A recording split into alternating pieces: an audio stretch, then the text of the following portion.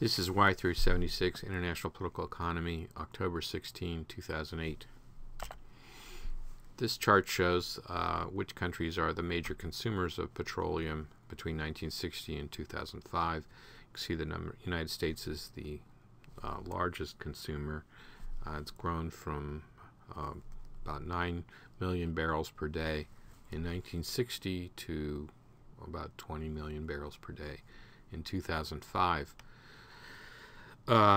The former Soviet Union was the second largest consumer, but after the Soviet Union broke up, consumption in Russia was considerably lower, partly because of the difficulties of adjusting to the post-communist economy. But you can also see that China and India have been growing consumers of oil in recent years. The U.S. Production of oil peaked in the late 1960s and has been pretty much on a downward trajectory. The consumption, however, has been rising fairly steadily, except for drops after 1973 and 1978, the oil price increases. You can see that oil consumption was rising a little bit more rapidly before 1973 than after 1980, but nevertheless, consumption has been growing. And the gap between consumption and production means that the U.S. has to make up the difference in imports. So the percentage of our petroleum needs that have to be satisfied imports has been growing fairly steadily. The same thing's happening in China and India. Production in China has been going up a little faster than production in India. But because both economies are growing in the 8 to 10% per year range, the gap between production and consumption is growing, so that both of these countries are contributing to global demand for oil exports. The major reserves are primarily in the Middle East countries, Saudi Arabia, Iran, Iraq, Kuwait, the United Arab Emirates, but you'll notice that Canada has a fairly large amount of petroleum reserves. Russia and the United States are considerably less than the Middle East countries. And generally speaking, the countries that dominate oil exports are the members of OPEC. So this table lists the members of OPEC. There are 13 countries currently in the organization. Apparently, Indonesia is about to leave next year. One of these countries, Ecuador, quit between 1992 and but came back in 2007.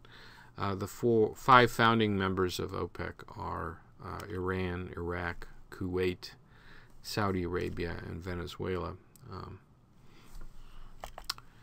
This is a picture of OPEC headquarters in Vienna, picture of the OPEC conference in December 2007 in Abu Dhabi, showing the oil ministers of all the member countries. There's a picture of Sheikh Ahmed Zaki Yamani, who was one of the leading leaders of OPEC in the 1970s and 1980s from Saudi Arabia. This shows OPEC production between 1970 and 2007 in millions of barrels per day. You can see there's a major decline in production after 1980, part of an effort to keep prices high, but also a response to conservation measures in the industrialized world. Saudi Arabia contributes by far the largest amount of production, peaking at around 9.5, 10 million barrels per day during maximal periods. But Saudis cut their production to less than 5 million barrels per day in the mid-80s. Most other countries have experienced fairly stable rates of production, with some exceptions, such as Iran and Iraq during the 1980-1988 war, the invasion of Kuwait, 1991, and then Iraq suffered a decline, after the U.S. invasion in 2003. One of the concerns of OPEC is that it continued to be a fairly high percentage of total oil production. You can see that there was some decline in its percentage of oil production in the 1980s, but it's returned to be roughly 40% of world oil production in recent years. Excuse me. This chart shows some of where the deposits are, the major deposits, mainly in the Middle East, for example. But you can also see a fairly big amount in Indonesia. In any case, this also shows the various choke points for ocean shipping of petroleum by ocean tankers. You can see that the major flows are from the Persian Gulf to Europe and the United States, and also to Japan. The Persian Gulf stuff has to go either through the Suez Canal or around the tip of the Horn of Africa. The green lines represent the flows from Mexico and Venezuela to foreign markets, and you can also see some flows from Alaska. The purple is flows from Russia into Western Europe. This chart shows the price of oil between 1861 and 2006. If you control for inflation, which is the red line, you get the sense that oil prices were in a long-term decline from the 1870s on until the oil price increases of the 1970s. They again declined through the 1980s until the more recent price increases of the last 3-4 years. The price of oil is definitely subject to disruptions in world oil supply connected with international conflicts. So you have the Yom Kippur War preceded the OPEC embargo of 1973 and the price increases of that period. You have the Iranian Revolution in 1978 preceded the price increases of that period. The war in the Gulf in 1991, the invasion of Iraq in 2003. These are all things that contributed to some increases in prices. This chart just lists a bunch of connections between politics and political events and oil market situations. So I'm not going to really go over this one. And one of the important things that happened after the 1970s was fairly intense efforts to conserve petroleum and fossil fuels. There were higher taxes on gasoline and fuel oil in Western Europe.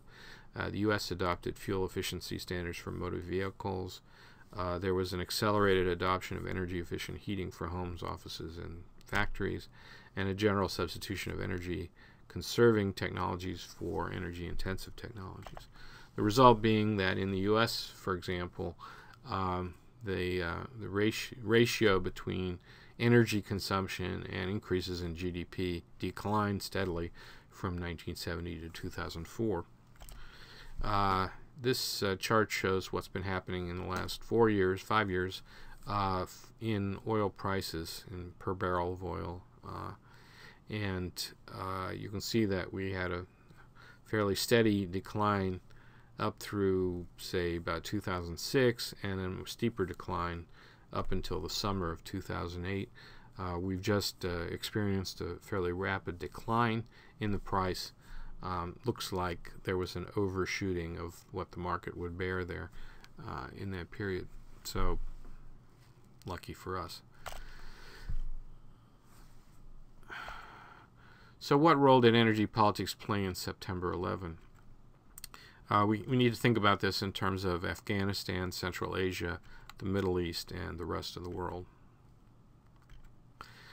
This picture shows the Caspian Sea in the middle, which is where quite a lot of new deposits of oil and natural gas were discovered in the 1990s. The problem is that this particular set of deposits was discovered, but there was some difficulty in finding ways to get the oil and natural gas from this region to the major consuming areas, which are in Western Europe or the United States or East Asia. So that set off a whole set of maneuvers about what kinds of pipelines would be created to carry the natural gas and oil out of the Caspian Sea region to other regions. An example of this is the routes between Baku and Russia, Georgia, and Turkey. So you have three main potential ways to get that oil out of there through the Baku-Novorossiysk, or the BN pipeline, through the Baku-Tbilisi to Supsa BTS pipeline, or the BTC, Baku-Tbilisi Selyan in Turkey. So the American government would prefer that oil from Baku not flow through Russia, but rather through Georgia and Turkey. And so the U.S. government encouraged U.S. oil companies to finance those two pipelines. The Russian pipeline is financed primarily by the National Oil Company of Azerbaijan and the Russian National Pipeline Company. You know, the reason why the U.S. prefers the non-Russian routes is because of Russia's increasing efforts to use its oil and natural gas power and its control over pipelines to squeeze the Western Europeans or the countries through which the pipelines are flowing. One alternative route for Caspian oil and natural gas is through Kabul, through Afghanistan, and so that would be going from Turkmenistan to Afghanistan to Pakistan to the Indian Ocean, this would require that the Taliban basically support or not interfere with such a pipeline. So that has played a role in the kinds of politics that have been going on in Afghanistan since 2003. This just shows the route of the pipeline that would go from Tengiz in Kazakhstan, which is the major oil deposit there, oil field there, to through Turkmenistan, through Afghanistan, through Pakistan to Gwadar on the Indian Ocean.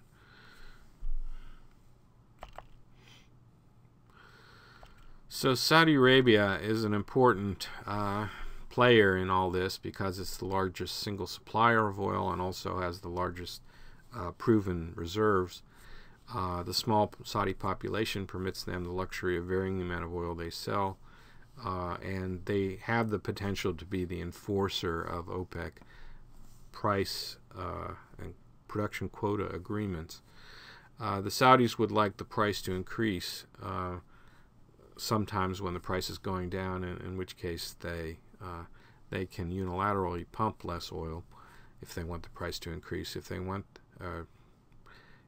the price to decrease, which they do sometimes to punish countries that overproduce their OPEC quota, they can sell or pump more oil, thereby having an effect on global supply and reducing the price. And they have done that several times historically. It's difficult for the Saudis to do this when their oil revenues are shrinking, and you can see that from the mid-1980s through really the beginning of around 2000, that was the problem for the Saudis. So they've been more aggressive as enforcers of OPEC agreements in the 1970s and early 80s, and in more recent years than they were during the other periods. The United States is in a strange position vis-a-vis Saudi Arabia. The United States wants the price of oil to be as low as possible. It sees the Saudis as moderates and powerful within OPEC, and therefore wants to be on this, be buddies with Saudi Arabia. However, the Saudi regime, in order to maintain domestic stability, have made peace with the Wahhabi Islamic groups who dominate the religion of Saudi Arabia, and these groups have been quite radical in many ways and funded the Mujahideen in Afghanistan, and also pay for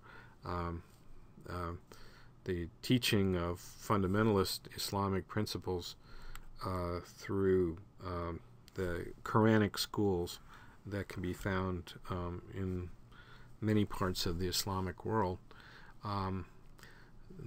Osama bin Laden himself is a Saudi, and many of the members of Al-Qaeda are also from Saudi Arabia. So it's a bit of a problem. The U.S. would like to be on the same side as Saudi Arabia, but Saudi Arabia has also been supportive of, to some degree, not necessarily the government, but Saudi citizens have helped to finance some of the operations of Al-Qaeda and the more radical Islamic groups.